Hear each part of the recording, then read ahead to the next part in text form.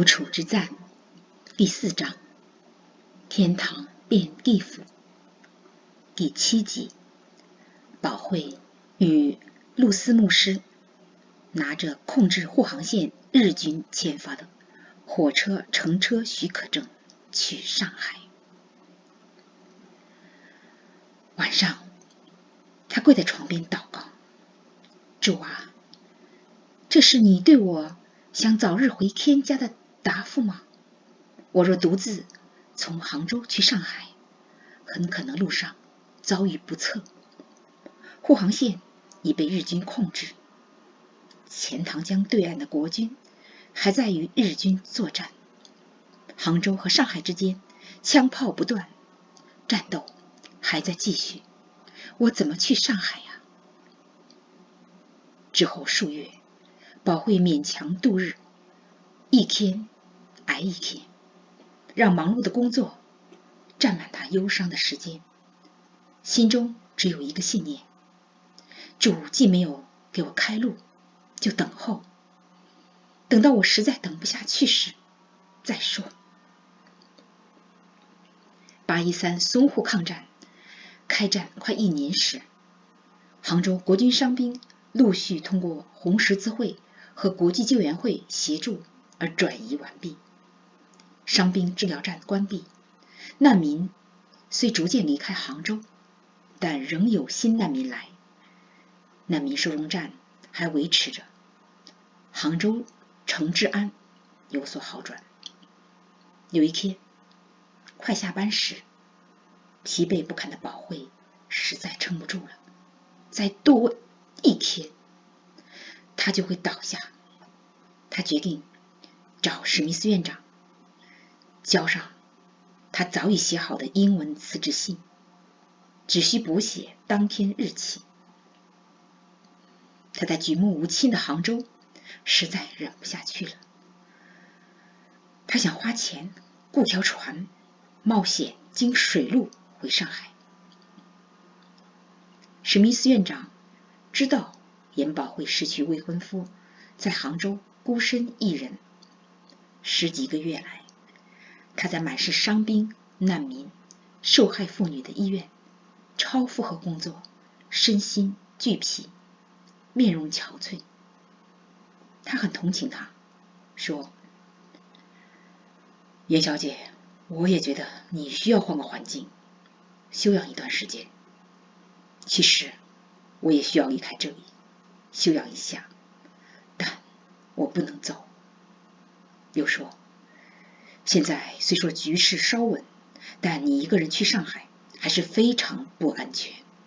今天你来得巧，陆斯牧师向我告别，下周他要去上海差会总部述职，你和他同行吧，还可以做他的随行翻译。保惠为陆斯牧师做过几次主日正道、英翻中同声传译，陆斯牧师对他印象很好。他跟史密斯院长说，他可以带保惠一起去上海。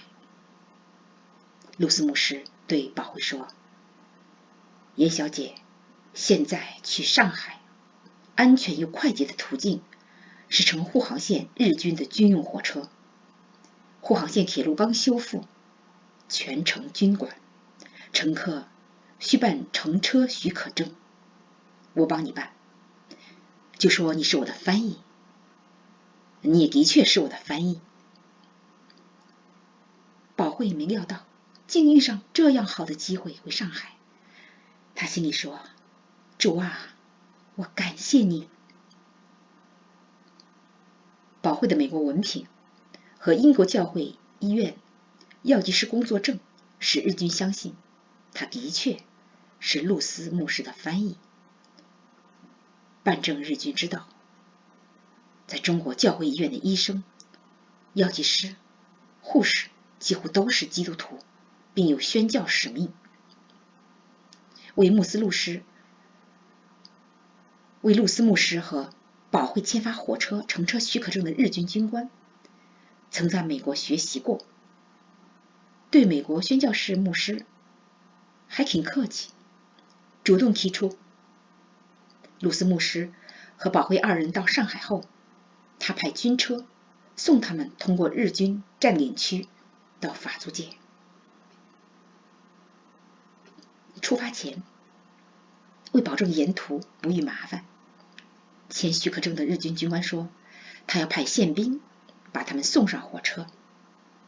这位日军军官的亲善举动令露丝牧师和宝慧感到出乎意料，或许想通过美国人的口给国际社会留下好印象。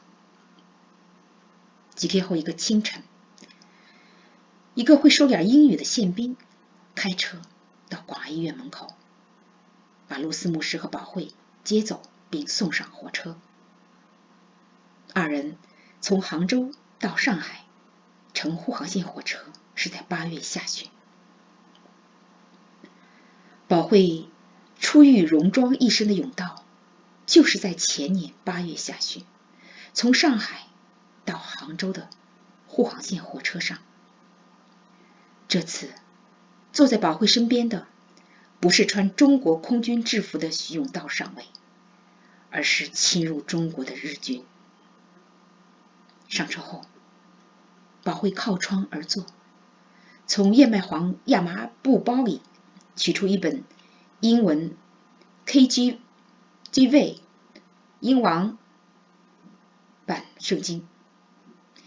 平时他去教会礼拜带中文圣经，这天专门随身带英文圣经。他此时身份是露丝牧师的随行翻译。他打开圣经，正好翻到诗篇39篇，第一节经文忽然跳出来，映入他眼帘。恶人在我面前的时候，我要用嚼环勒住我的口。读完这句经文，他下意识看了看坐在他对面的日军军官。火车开动后不久，对面军官突然用英文问宝慧：“小姐，对不起，打扰了，请问你最喜欢哪句经文？”宝慧愣了一下，随即沉着镇定，用英文回答：“约翰一书3章8节。”军官得意点点头，用英文说：“这节经文我知道，在儿童主日学反复背诵过。”接着他开始背经文：“犯罪的是魔鬼，因为魔鬼起初就犯罪。神的儿子显现出来，我要除灭魔鬼的作为。”宝慧身旁的露丝牧师听到日语口音很重的英文经文从日军军官口里说出来，十分惊讶。露丝牧师用英文说：“我叫保罗·露丝，美国来的牧师，请问你读过整本圣经吗？”“是的。”军官说。“你相信耶稣基督是从死里复活的救赎主吗？”露丝牧师又问。“我父母信，我不太信。”军官答。军官对宝慧说：“小姐，你礼拜天去教堂吗？”宝慧不愿和他多说话，微微点头。军官又说：“看见你使我想起我认识的一个女孩，她和你一样爱读圣经，她还在教会弹钢琴。”说起这个女孩，她脸上洋溢着一种柔情。“她叫杨子，去年来中国，在上海日本陆军医院当军医，我很快就能见到她。”说完，军官停顿一下，带着伤感说：“不幸的是，杨子跟随她新婚丈夫小野武雄大佐出征到上海，不到2个月，她丈夫战死大场。大场苦战真是太残酷了。”听到这里，宝慧不由自主对新婚丧偶的养子产生同情，但旋即打消这同情。他想到中国有很多失去父母、丈夫、儿女的女人，包括他自己。养子新婚燕尔，成寡妇，可是自己没成婚就失去未婚夫，悲剧都由日本人造成。他想到日军进杭州，烧杀抢劫，蹂躏强暴中国人的母亲、女儿、妻子、姐妹，就不再同情养子。对日军军官刚才的话，保惠面无表情，毫无反应。他看着窗外，还是那条护航线，可是他看见了新东西，就是仿佛暴雨后一粒疯长的毒蘑菇一般沿线的日军碉堡。日军碉堡杀进一路风景，时刻提醒人，碉堡里随时有子弹射出，能要人的命。露丝牧师看出来，保惠不愿和日军军官搭话，就想把军官的注意力引向自己，就问：请问军官先生尊姓大名？我是山口上武大佐。日军军官说。山口大佐喜欢和美国牧师谈经论道吗？露丝牧师问。我在日本听过日本牧师正道，但没和美国牧师聊过。我祖父山口秀20岁生一场大病，被来日本传教的美国医疗宣教士救活，后来他信了耶稣。山口说。山口大佐信耶稣吗？露丝牧师问。不信。山口说。我是来中国宣教的美国牧师，很高兴得知山口大佐的祖父是被美国宣教士救活的，很想与山口大佐聊聊日本的事。露丝牧师说。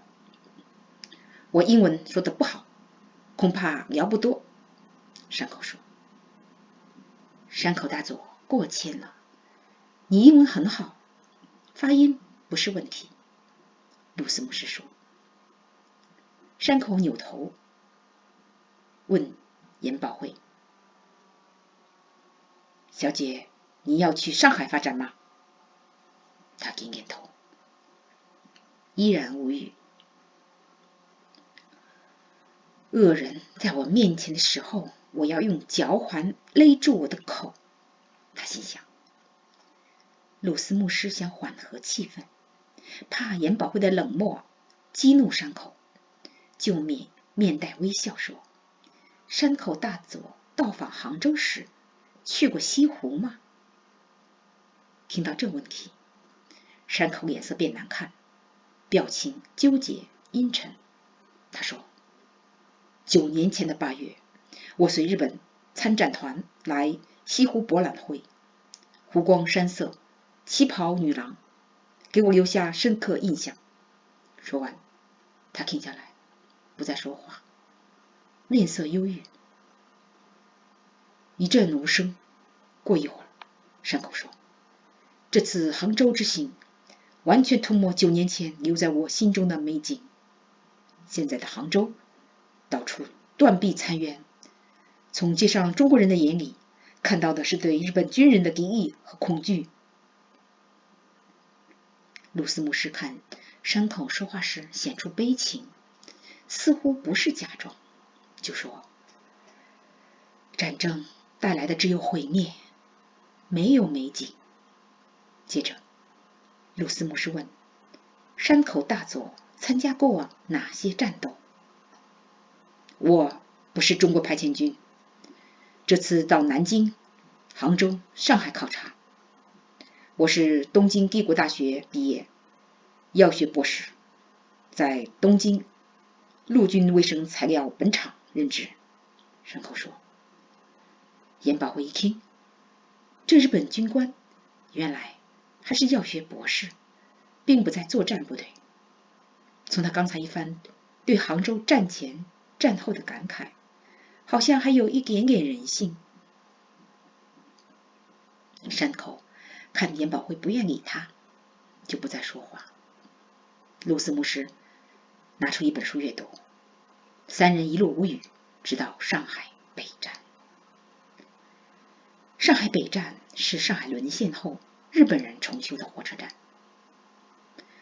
上海南站早已在去年8月底被日军炸毁，那座英伦风格拱券门窗火车站大楼永远消失在日军炮火中。今天就到这里了，多谢各位收听、收看、订阅。